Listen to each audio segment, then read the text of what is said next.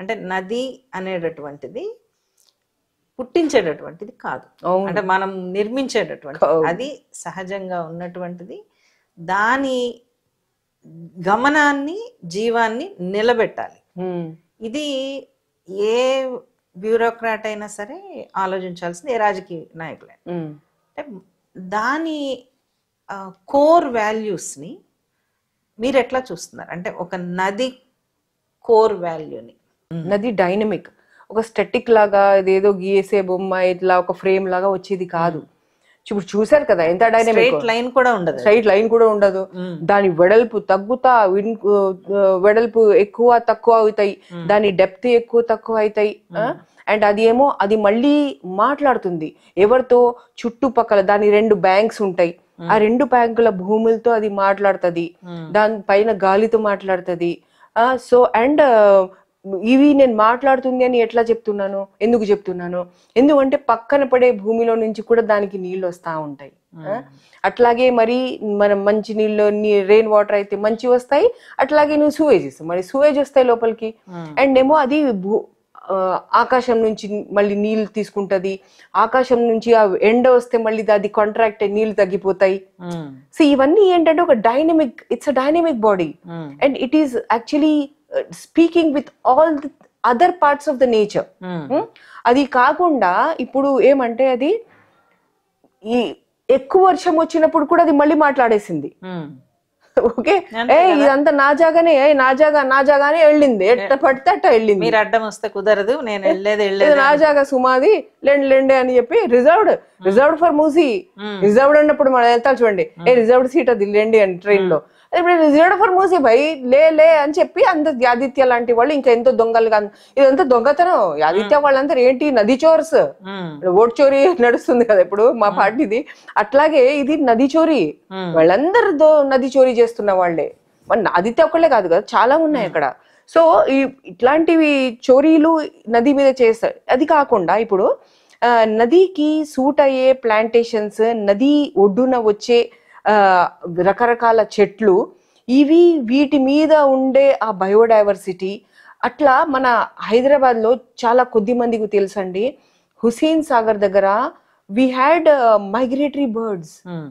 గోల్కొండలో నయా కిలాలో migratory birds ఉన్నాయి, document ఉన్నాయండి. ఇవన్నీ నేను చెప్పడం, నా జ్ఞానంతో చెప్పట్లేదు, ఇవన్నీ ఒఫీషియల్ MOEF డాక్యుమెంట్స్ తో చెప్తున్నా నేను. జువలాజికల్ నేమ్స్ రాసున్నాయి. హుస్సేన్ సాగర్ దగ్గర ఎంత మైగ్రేటరీ బర్డ్స్ వచ్చేవో, నయా కిలాలో అయితే ఈ అద్నానో వేరే అరుణ్ వీళ్ళందరూ చేశారు చాలా డాక్యుమెంటేషన్. సో వీళ్ళందరూ, రామ్ అని ఇంకొక అబ్బాయి, వీళ్ళందరూ చేశారు, డాక్యుమెంట్స్ ఉన్నాయి అన్నమాట. ఏవే మైగ్రేటరీ బర్డ్స్ వచ్చావు గోల్కొండ నాయకుల, కెన్ యూ ఇమాజిన్ అండి. అండ్ బౌబాబ్ ట్రీ ఉంది మన దగ్గర గోల్కొండలో, ఎంత మందికి తెలుసండి. అట్లా ఇట్లాంటి రకరకాల. సో నది is about all these things anamata, about all that biodiversity, about all that microorganisms. ఇవన్నీ ఏంటి ఇవన్నా కాదు, ఇవి లేకపోతే మనకి వెజిటేషనే ఉండదు, మనకు ఆ నీళ్లు లేకపోతే ఆ చెట్లు అట్లా. ఇంకొకటి అంటే I want to raise here, దీని స్టడీ, ఈ ప్రోబ్ ఎందుకు అవసరం తెలుసా, నేను అన్నాను కదా ప్రోబ్ ఇందాక అవసరం అని.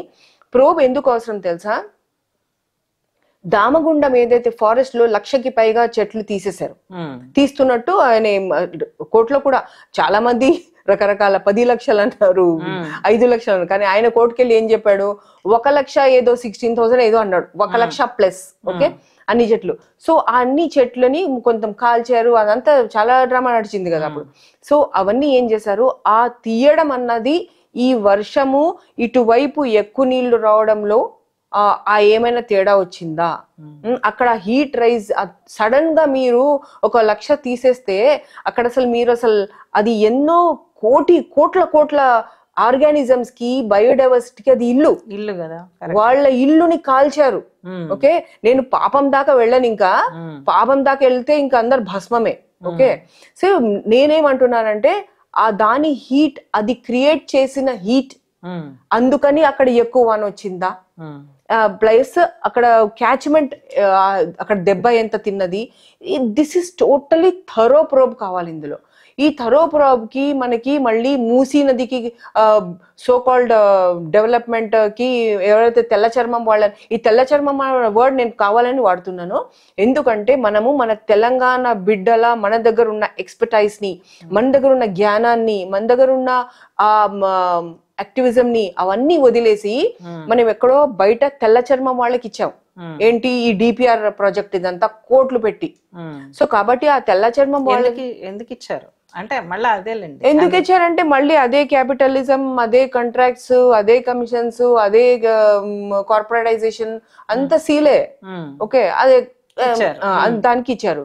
నేనేమంటానంటే ఇప్పుడు మళ్ళీ ఏదైతే ఇది ప్రోబ్ అవసరం అని చెప్తున్నాను నేను, ఆ ప్రోబ్ కి ఇక్కడి నుంచి స్టార్ట్ అవ్వాలి. ఆ ప్రోబ్ దామగుండంలో ఏదైతే తీసారో ఒకటేసారి అట్లా తీస్తే ఏమైతుంది ఇక్కడ ప్రజలకి, ఆ హీట్ కి అన్ని, పైగా మనం అన్ని ఒకటేసారి అన్ని అంత biodiversity and microorganisms which are necessary for us.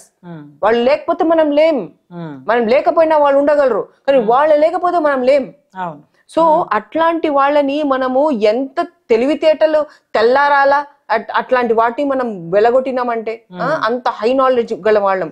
So దాని మీద ప్రోబ్ చాలా అవసరం అంటాను నేను.